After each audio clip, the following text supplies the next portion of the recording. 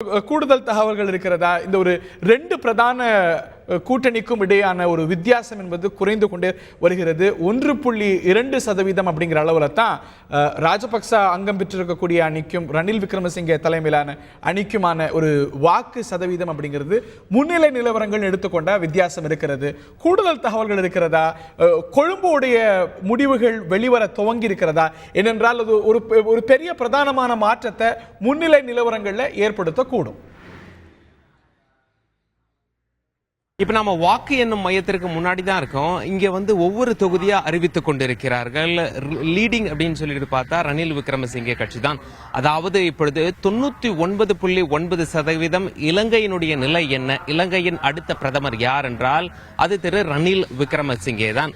ஏற்கனவே தந்தி டிவி உளவுத்துறையுடன் பேசியிருந்தது, இலங்கை உளவுத்துறையோட. அவங்க என்ன சொன்னாங்க, லேட்டஸ்ட் ரிப்போர்ட் படி வாக்குப்பதிவுக்கு முன்னாடி வரைக்கும் 130 சீட், அதாவது 130 எம்பிக்களோட சப்போர்ட்ல ரணில் விக்ரமசிங்கே ஆட்சி அமைப்பார் அப்படின்னு சொல்லியிருந்தாங்க. ஒரு 5 நிமிஷம் முன்னாடி போன் போட்டு கேட்ட மூத்த உளவுத்துறை அதிகாரிக்கு அவர் என்ன சொல்றாருன்னா, எங்களுடைய ஸ்டாண்ட் அதே தான்.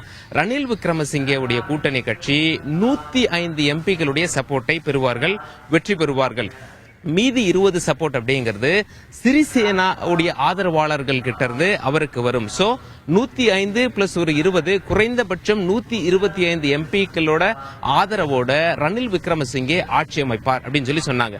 சரி, ராஜபக்சே எத்தனை சீட்டு வென்றெடுப்பார் அப்படின்னு கேட்டதுக்கு என்ன சொல்றாங்கன்னா, சுமார் 84, முன்ன பின்ன இருக்கலாம் அப்படின்னு சொல்றாங்க. ராஜபக்சே ஆட்சி அமைக்க முடியாததற்கு என்ன காரணம், ஆனா 84 வாங்கினதற்கும் என்ன காரணம் அப்படின்னு கேட்டதுக்கு என்ன சொல்றாங்க அப்படின்னா, நகர்ப்புறங்களில் பார்க்கும் பொழுது ரணில் விக்ரமசிங்கேவிற்கு ஆதரவு இருக்கும், கிராமப்புறங்களில் இலங்கையில் பார்க்கும் பொழுது ராஜபக்சேவை ஒரு ஹீரோ போலத்தான் பாக்குறாங்க. ரொம்ப நல்லா செஞ்சிருக்கார் அப்படி இப்படின்னு சொல்லிட்டு அவருக்கு ஒரு பெரிய பில்டப் இருக்கு, ஒரு பெரிய ஹீரோ மாதிரி பாக்குறாங்க. அந்த மக்கள்லாம் அவருக்கு வாக்களித்ததனால்தான் அவரால் 84 எம்பிக்களை தன் வசம் கையில் வைத்திருக்க முடிந்தது. இருந்தாலும் ஆட்சி அமைக்க அது பத்தாது, 113 தேவைப்படுகிறது.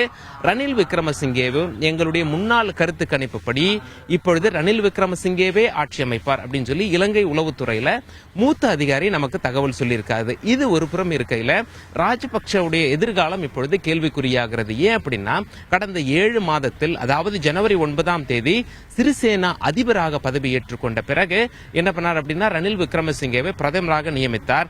அவங்க நடத்திய இந்த 7 மாத கால ஆட்சியில் முக்கியமா நிறைய இன்வெஸ்டிகேஷன் ஆரம்பிச்சிருக்காங்க. என்ன இன்வெஸ்டிகேஷன் அப்படின்னா, ராஜபக்சே மீது ஊழல் குற்றச்சாட்டு நிறைய வந்துள்ளது, அவருடைய மகன் மீது ஒரு கொலை குற்றச்சாட்டு வந்துள்ளது. இது மட்டும் இல்ல, குடும்ப அரசியல் என்ற வலையில் சிக்கி தவிக்கிறார் ராஜபக்சே. இதெல்லாம் அவருக்கு ஒரு மைனஸ் பாயிண்டா அமைஞ்சிருக்கு. இதெல்லாம் மக்கள் பார்த்துட்டு இருக்காங்க.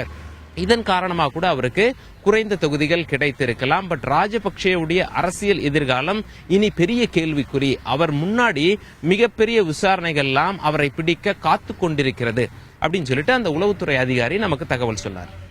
நன்றி சலீம்.